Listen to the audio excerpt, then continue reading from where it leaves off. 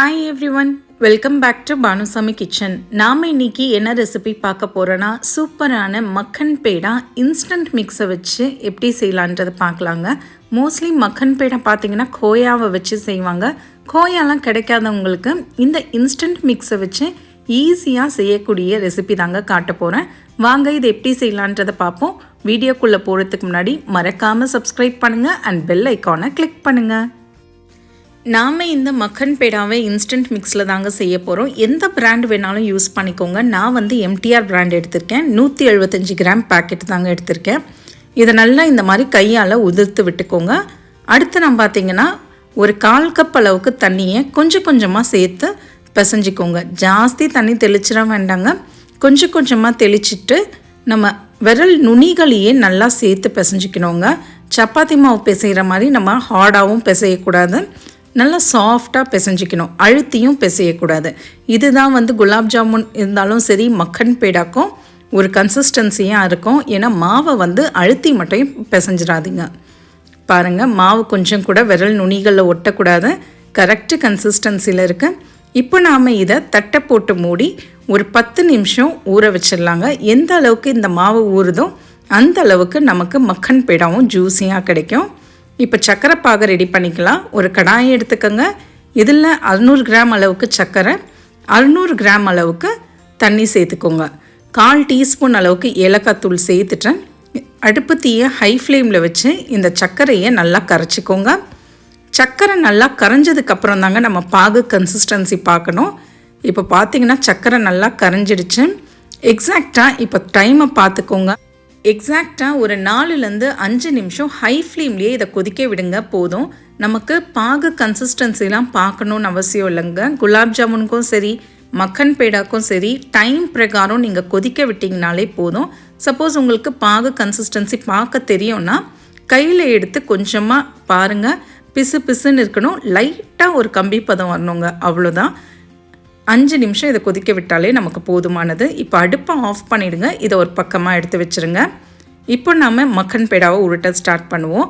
மாவு பார்த்திங்கன்னா 10 நிமிஷமாக நல்லா ஊறிடுச்சுங்க. இப்போ இதை 30 செகண்ட் நல்லா பிசைஞ்சிக்கோங்க.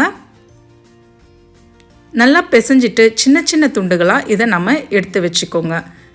எக்ஸாக்டாக நீங்கள் இவ்வளோ தான் ஷேப் போடணுன்னு இல்லைங்க. பெருசாக வேணும்னா பெருசாக போட்டுக்கோங்க, சின்னதாக வேணும்னா சின்ன சின்னதாக கூட நீங்கள் போட்டுக்கலாம். ஓரளவுக்கு மீடியம் சைஸ் போட்டிங்கன்னா நம்ம உள்ளே வந்து ஸ்டஃபிங் வைக்கிறதுக்கு கரெக்டாக இருக்கும்.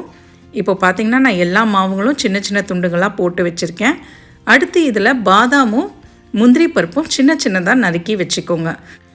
பாதாமுக்கு பதில் வெறும் முந்திரி பருப்பு கூட நீங்கள் சேர்த்துக்கலாங்க. கொஞ்சமாக குங்குமப்பூவும் இதில் நடுவில் நம்ம வைக்க போகிறோம். சப்போஸ் குங்குமப்பூ இல்லைன்னா விட்டுருங்க. இப்போது கொஞ்சமாக மாவை எடுத்து கையில் இந்த மாதிரி பிசைஞ்சிக்கோங்க. பிசைஞ்சிட்டு உள்ளங்கையில் வச்சு நல்லா இந்த மாதிரி உருட்டிக்கோங்க. இப்போ நடுவில் பெருவிரலில் ஒரு இம்ப்ரெஷன் மாதிரி போட்டுக்கோங்க. நல்லா இதை தட்டி விட்டுட்டேன். நடுவில் நாம் கொழுக்கட்டைக்கு எப்படி ஸ்டஃபிங் வைப்போமோ அதே மாதிரி கொஞ்சமாக முந்திரி பருப்பு பாதாமை நடுவில் வச்சுட்டு கொழுக்கட்டைக்கு எப்படி க்ளோஸ் பண்ணுவோமோ அதே மாதிரி க்ளோஸ் பண்ணுங்க. குங்குமப்பூ இருந்தால் கொஞ்சமாக குங்குமப்பூவும் உள்ளே வச்சுருங்க, இல்லைன்னா விட்டுருங்க, ப்ராப்ளம் இல்லை. இப்போ இதை ஃபுல்லாக டைட்டாக இந்த மாதிரி க்ளோஸ் பண்ணிவிடுங்க. க்ளோஸ் பண்ணிவிட்டு கையால் நல்லா உருட்டிக்கோங்க. கொஞ்சம் கூட இதில் வந்து விரிசல் இருக்கக்கூடாதுங்க. விரிசல் இருந்துச்சு அப்படின்னா நம்ம சக்கரை பாகில் போடும் போது எல்லாமே உடஞ்சி போயிடும். டைட்டாக இந்த மாதிரி உருட்டிட்டு நம்ம உள்ளங்கையில் வச்சு இந்த மாதிரி ஒரு ப்ரெஸ் கொடுத்துருங்க. அவ்வளோதான், மக்கன் பேடா ஷேப் வந்துடுச்சு. நீங்கள் இந்த ஷேப் தான் கொடுக்கணுன்னு இல்லைங்க, ரவுண்டு ஷேப் கூட நீங்கள் கொடுத்துக்கலாம். நான் வந்து குலாப்ஜாமுன் மாதிரி இருக்கக்கூடாதுன்றதுக்காக வடை ஷேப்பில் தட்டி வச்சுருக்கேன். நீங்கள் எந்த ஷேப் வேணாலும் இதில் போட்டுக்கலாம், ரவுண்டாகவும் போட்டுக்கலாம், இல்லை இந்த மாதிரி ஷேப் கூட போட்டுக்கலாம். இதே மாதிரி எல்லா மக்கன் பேடாவையும் உருட்டி உள்ளே ஸ்டஃப் பண்ணி வச்சுக்கோங்க. அப்போ தான் ஈஸியாக நமக்கு எண்ணெயில் பொரிக்க வரும். இது உள்ளே வைக்கும் போது டைட்டாக க்ளோஸ் பண்ணுங்க, அதுவும் இம்பார்ட்டண்ட்டு. இல்லைன்னா அந்த முந்திரி பருப்பெல்லாம் வெளியில் வந்துடும். டைட்டாக இந்த மாதிரி பிடிச்சிட்டு அப்புறம் ஒரு ப்ரெஸ் பண்ணிவிடுங்க, வடை மாதிரி தட்டிடுங்க, அவ்வளோதான். இதே மாதிரி எல்லா மாவுலேயும் ஸ்டஃபிங் வச்சு ஒரு பக்கமாக எடுத்து வச்சுக்கோங்க. இப்போ பார்த்திங்கன்னா நான் எல்லாத்தையும் ஸ்டஃபிங் வச்சு தட்டில் வச்சுருக்கேன். இப்போ நம்ம இதை பொரிக்க ஸ்டார்ட் பண்ணலாம். எண்ணெய் பார்த்திங்கன்னா மிதமான சூட்டில் தாங்க இருக்கணும், ஹை ஃப்ளேமில் மட்டும் வைக்காதீங்க. மீடியம் ஃப்ளேமில் வச்சு இதை 1லேருந்து 2 நிமிஷம் light golden colour dark golden colour ஆகிற வரைக்கும் இதை நம்ம ஃப்ரை பண்ணி எடுத்துக்கோங்க.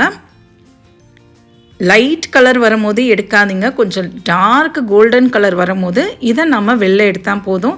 டைம் பிரகாரம் பார்த்திங்கன்னா ஒரு 2 நிமிஷங்க, மீடியம் ஃப்ளேமில் 2 நிமிஷம் வைங்க போதும். இப்போ நம்ம இதை வெளில எடுத்துடலாம். இதை எடுத்துட்டு டைரெக்டாக நம்ம சூடான சர்க்கரை பாகில் சேர்க்கணுங்க. சர்க்கரை பாகு சப்போஸ் ஆறி போயிருந்ததுன்னா லைட்டாக சூடுபடுத்திட்டு அதில் நீங்கள் சேர்த்துக்கோங்க. இதே மாதிரி எல்லா மக்கன் பேடாவையும் நம்ம ஃப்ரை பண்ணிவிட்டு சர்க்கரை பாகில் சூடான சர்க்கரை பாகில் சேர்க்கணும். அது ரொம்ப இம்பார்ட்டண்ட்டு. பாருங்கள், நான் எல்லா மக்கன் பேடாவையும் ஃப்ரை பண்ணிவிட்டு சர்க்கரை பாகில் சேர்த்தாச்சு. இப்போ இதை க்ளோஸ் பண்ணிவிட்டு ஒரு 1 மணி நேரம் அப்படியே வச்சுருங்க. 1 மணி நேரத்துக்கு அப்புறம் எடுத்து சர்வ் பண்ணுங்கள். ரொம்ப ஜூஸியாக டேஸ்ட்டாக சூப்பரான மக்கன் பேடா இன்ஸ்டன்ட் மிக்ஸ்லேயே செஞ்சு முடிச்சிடலாங்க. இதை நீங்கள் இந்த தீபாவளிக்கு வீட்டில் செஞ்சு கொடுங்க, ரொம்ப டேஸ்ட்டாக இருக்குன்னு அவங்களே சொல்லுவாங்க. ட்ரை பண்ணி பார்த்துட்டு எப்படி வந்ததுன்றதை கமெண்ட்ஸில் சொல்லுங்கள். மறக்காமல் சப்ஸ்கிரைப் பண்ணுங்கள் அண்ட் பெல் ஐக்கானை கிளிக் பண்ணுங்கள். தேங்க்யூ ஃபார் வாட்சிங்.